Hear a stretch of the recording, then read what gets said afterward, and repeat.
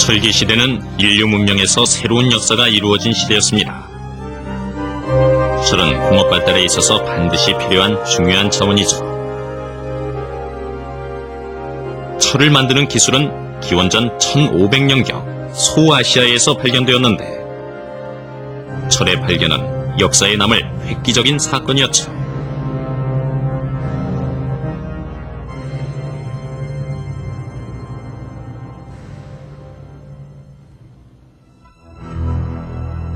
철의 제조 기술은 기원전 900년경 인도로 전해졌고, 기원전 600년경에는 중국으로 전해졌습니다. 비슷한 시기에 중부와 북부 유럽의 켈트족에게도 보급됐고, 500년 후에는 사하라 남부 아프리카에까지 전해졌습니다.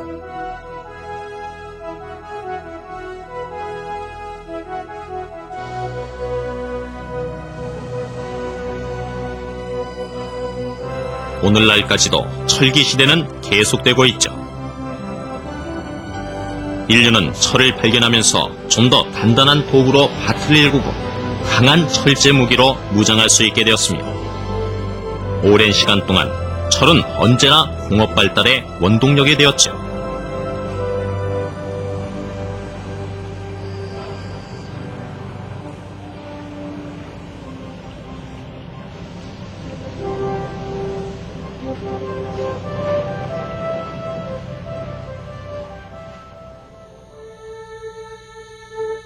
지금 시대에도 철은 중요한 자원의 하나인데, 철의 발견은 다양한 모습으로 세계 곳곳에서 인류 역사에 큰 영향을 주었습니다.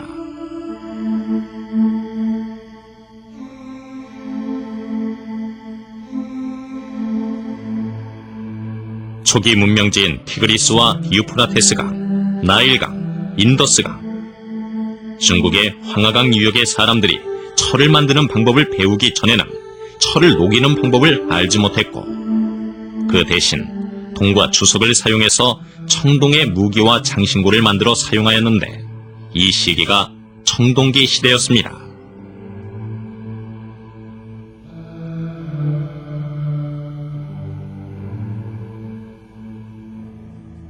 요즘은 철이 흔한 것이기는 하지만 철을 만드는 방법은 동을 녹이는 것보다 훨씬 어렵지요. 또한 철을 만들 수 있는 금속은 몇 가지밖에 되지 않습니다.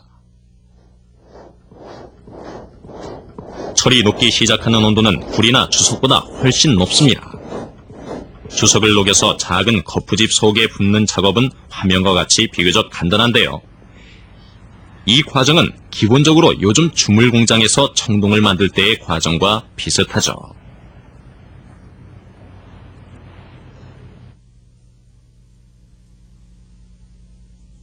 현대의 청동 주물 공장에서 아직까지도 쓰이고 있는 밀랍을 이용한 방법을 볼까요? 밀랍을 녹여서 이미 모양이 만들어져 있는 거푸집 속에 따릅니다.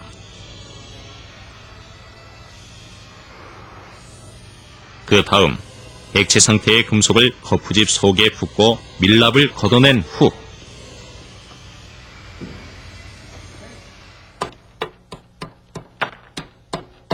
금속이 차갑게 식어 굳어질 때쯤 거푸집을 잘게 부수어 없애면 청동이 모습을 나타내는군요.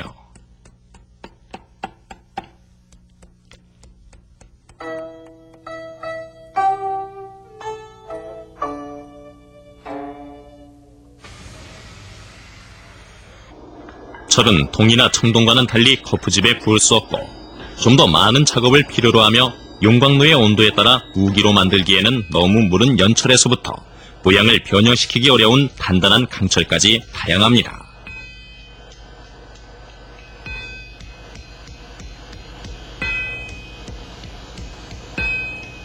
철의 제조법은 3500년 전 처음으로 철을 만들기 시작했을 때와 지금이나 같은 방법이라는 점에서 대단히 특이한데요. 소아시아 지방에서 발견한 철을 만드는 방법은 빠른 속도로 보급되었으며, 히타이트족의 문서를 보면 철로 된 칼과 동상까지 만들어졌음을 알 수 있습니다.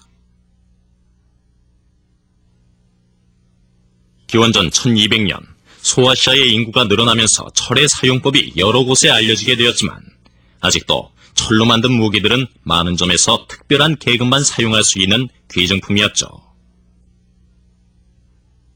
그 후 기원전 900년에 이르렀어야 아시리아 군대가 철로 만든 단검을 사용할 정도로 일반적으로 쓰여졌고, 기원전 700년경 철의 제조 기술이 발달하면서 철을 이용해 좀 더 다양한 도구들을 만들기 시작했죠. 기원전 2000년경 중국, 인도,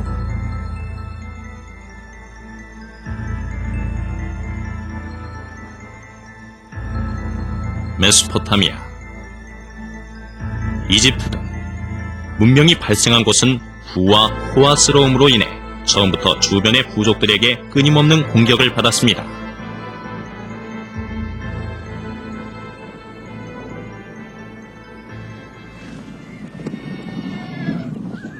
이들 침략자들의 특징 중 하나는 기동성이었는데, 최초로 말을 길들인 곳은 지금의 우크라이나 지역인 유럽과 아시아 사이의 초원지대였죠.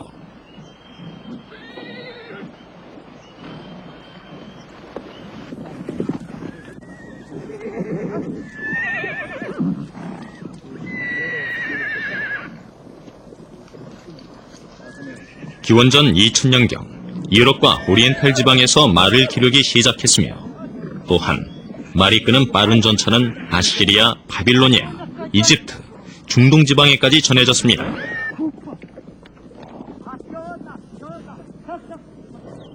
전차는 속력이 빨랐기 때문에 전쟁에 많이 사용됐으며, 그리고 화면에 보이는 금빛의 페니키아 접시의 기록처럼 운동 경기에도 사용되었죠.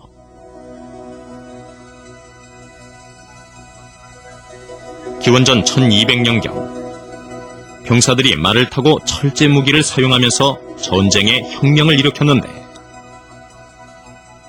아무리 훈련을 잘 받은 보병 부대라 하더라도 기마병을 상대로 이길 수는 없었죠.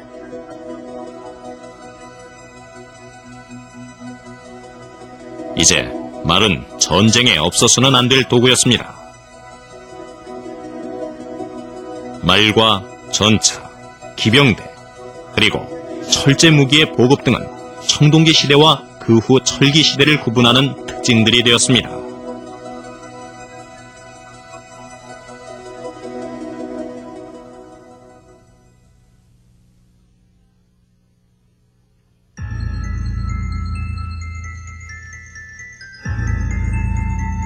크레타 섬에서 일어난 미노스 문명은 기원전 1450년경 미케네인들에 의해 몰락했으며, 미케네 문명 역시 200년 후 북쪽에서 내려온 철제 무기로 무장한 도리아인에 의해 파괴되었습니다.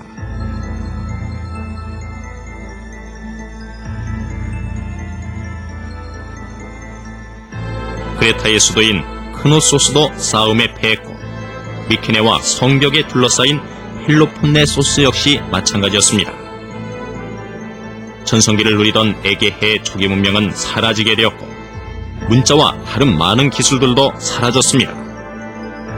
지중해 지역에 암흑기가 시작되었고, 500년이 지나서야 트로이, 스파르타, 아테네, 그리고 코린토와 같은 도시국가들이 나타나게 되었습니다.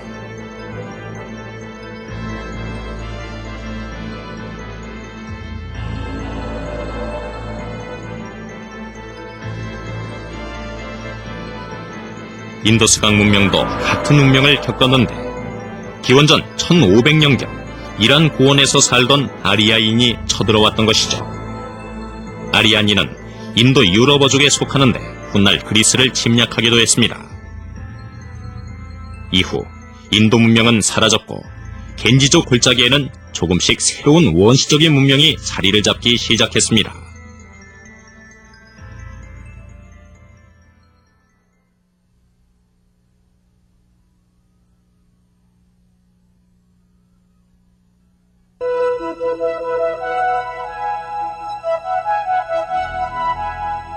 사막으로 둘러싸여 비교적 안심하고 있던 이집트도 기마부대의 공격을 받았는데, 아시아에서 온 힉소스인은 델타시와 나일강 골짜기를 점령하고 그 후 기원전 1570년까지 이집트를 지배하였죠.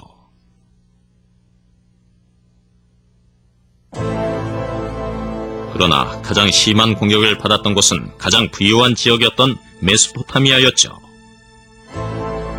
침략자들은 시리아 사막에서 온 셈족과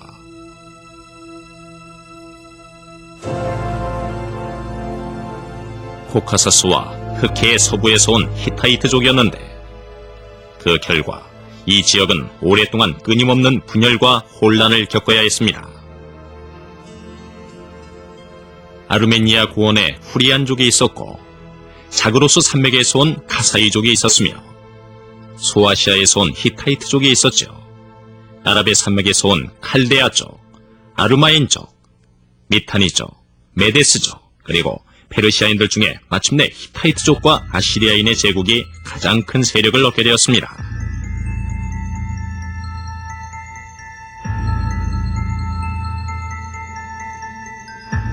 아시리아인들은 성공적으로 제국을 세웠으며, 기원전 650년 니네베를 수도로 하는 아시리아 제국은 메소포타미아 전역과 시리아, 팔레스타인, 그리고 이집트와 남쪽의 테베에 이르게 되었죠.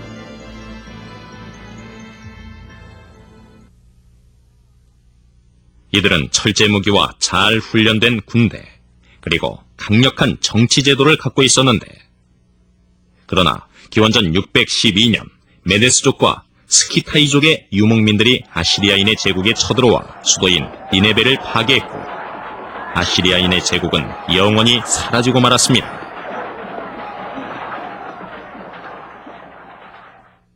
비록 크레타성과 인더스강 골짜기의 청동기 문명은 사라졌지만, 메소포타미아와 이집트의 문명은 몇몇 지역에서 계속 이어졌죠. 아시리아인들은 자신들을 수메르인과 바빌로니아인의 문명을 계승하는 후계자로 생각했는데, 그래서 아시리아 왕족의 비문은 바빌로니아 표준어로 쓴 것이 많습니다.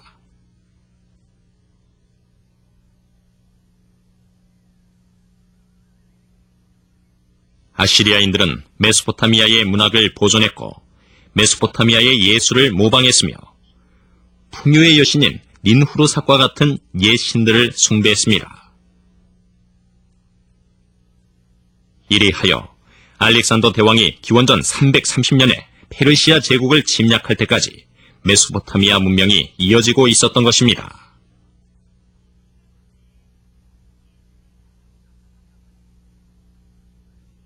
철의 발견과 빠른 보급은 새로운 가능성을 열어주었는데, 철은 무기로 만들어지기도 했지만 농부들이 밭을 갈 때 쓰는 농기구로 사용하는 것이 효과적이었답니다.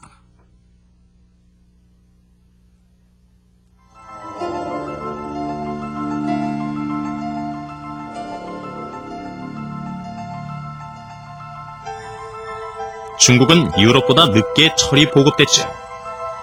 철을 주조하는 기술이 가장 먼저 시작되었는데, 이 방법으로 같은 물건을 한꺼번에 대량으로 생산할 수 있게 되었고, 이렇게 해서 철의 발견은 기원전 300년경의 산업 발달에 큰 힘이 되었답니다.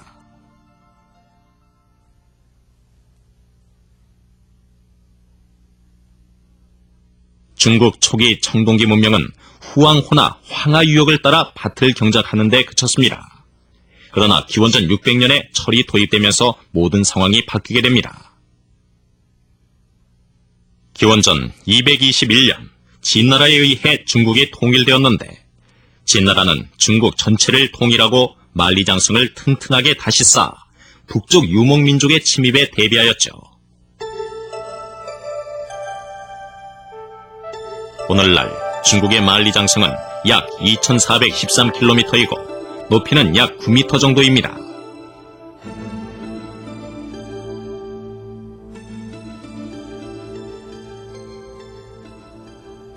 그러나 진나라가 강압적인 정책을 계속하자 백성들의 원망은 커지게 되었고, 결국 기원전 202년에 한나라가 생겨 법률을 재정비하면서 새로운 왕조를 열었습니다.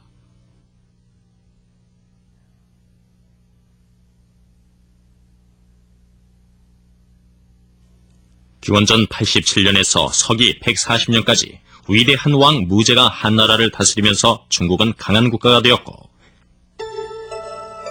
인구가 계속해서 늘어나 서기 2년에는 약 5,700만에 달하는 사람들이 황하강의 평야를 따라 조밀하게 모여 있었습니다.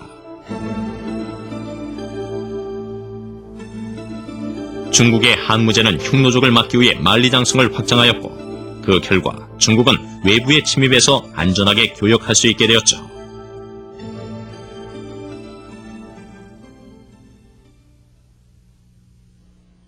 중앙아시아의 페르시아 제국은 다리우스 왕이 페르시아만의 북쪽 수사에서 에게해 연안 소아시아 지방의 사르디스까지 거대한 왕도를 만들었으며, 인도에서도 겐지즈 강변의 델타에서부터 북서쪽의 키베르 패스 근처 탁실라까지 이와 비슷한 길을 만들었는데, 이 길은 상인들이 페르시아와 중동 지방 그리고 중앙아시아를 오갈 수 있도록 해주었습니다.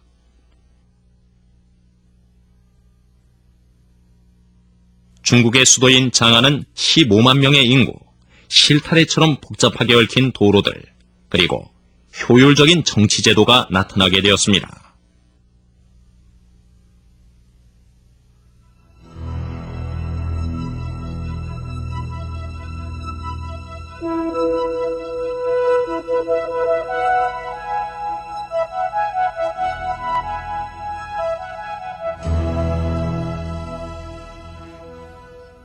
페르세폴리스에서는 페르시아의 다리우스 왕이 제국을 20개로 재조직하고 법을 통일했으며, 통화를 안정시키고 공평하게 세금을 걷었습니다.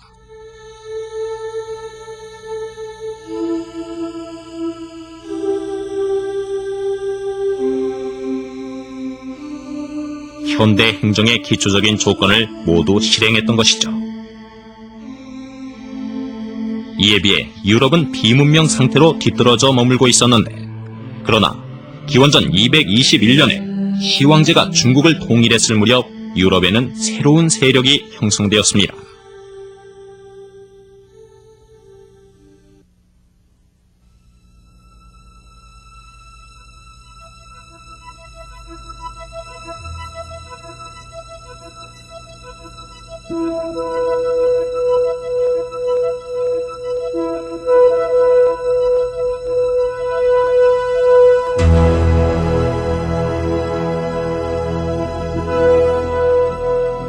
기원전 241년 그리스 문명의 영향을 받은 로마가 제국의 영토를 넓히고, 그 후 2세기 동안 지중해 연안을 장악했으며, 다시 한번 세계 역사의 지도가 바뀌고 인류 역사의 또 다른 장이 시작되고 있었습니다.